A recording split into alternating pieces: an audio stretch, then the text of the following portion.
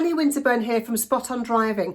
My videos and online lessons will help you pass your PCV or LGV theory tests.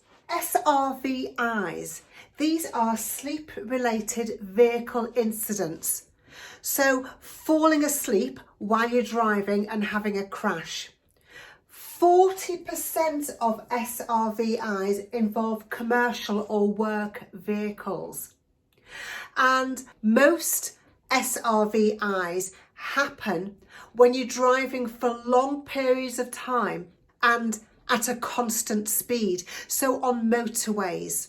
And most SRVIs happen in the middle of the night when your body clock is programmed to want to sleep.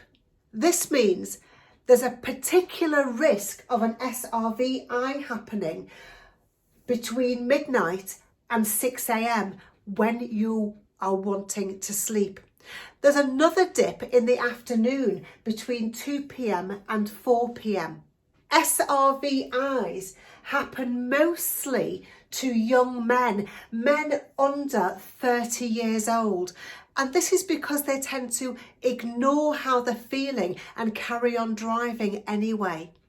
If you've been driving for a long time and feel like you're fighting sleep, feel like your body really wants to sleep, the only safe thing you can do is find somewhere safe to pull up and have a rest.